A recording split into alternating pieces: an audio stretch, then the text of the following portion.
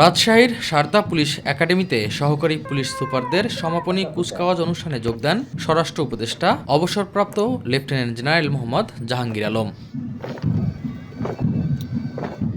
এ সময় তিনি জানান, পুলিশ কোনো রাজনৈতিক দলের রক্ষক নয়, বাহিনীর দায়িত্ব জনগণের সেবা করা। শতভাগ নিরপেক্ষতা সঙ্গে দায়িত্ব পালন করতে হবে।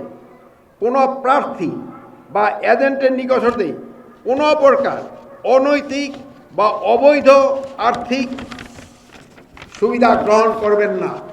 আসন্ন ত্রয়োদশ জাতীয় সংসদ নির্বাচন এবং গণভোটের প্রচার ও ভোটার উদ্বুদ্ধকরণে রাজশাহী কলেজে ভোটের গাড়ি আগমন উপলক্ষে আয়োজিত অনুষ্ঠানে কথা বলেন স্বাস্থ্য উপদেষ্টা নূরজাহান বেগম। তিনি বলেন, হ্যাঁ ভোট দেওয়ার মাধ্যমে বৈষম্যহীন দেশ প্রতিষ্ঠার সুযোগ কাজে লাগাতে হবে। সন্তানের জন্য যাতে তার বিচারহীনতায় ভুগতে না হয়, যাতে স্কুলে পড়াতে গিয়ে তাকে মামার জোর কিংবা টাকার জোরের কাছে পরাস্ত হতে না হয়, চাকরি পেতে গিয়ে তার সন্তানকে যেন টাকার জোর মামার জোরের জন্য বঞ্চিত হতে না হয়, সেই বিষয়গুলো তাদেরকে তাদের ভাষায় সুন্দর করে বুঝিয়ে দিতে হবে।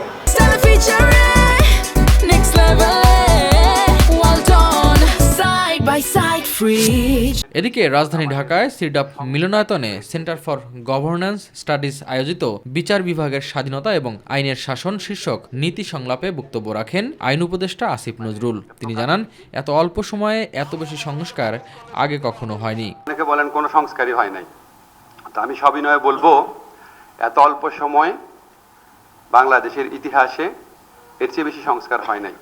এটা সবিনয়ে বলবো এবং অত্যন্ত জোরের সাথে বলবো। বিচার বিভাগের স্বাধীনতার জন্য যা যা আইন করা দরকার সবই অন্তর্বর্তী সরকার করছে বলেও জানান আইন উপদেষ্টা।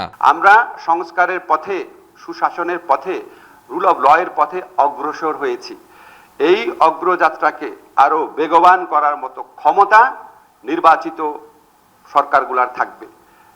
নির্বাচিত সরকারগুলোর ক্ষমতার পাশাপাশি যদি আন্তরিকতা এবং কমিটমেন্ট দেখায়, অবশ্যই আমরা প্রত্যাশিত সুফল আরো বেশি করে ভবিষ্যতে পেতে থাকবো। এস এম আরিফ, মাই টিভি, ঢাকা। ধন্যবাদ সবাইকে।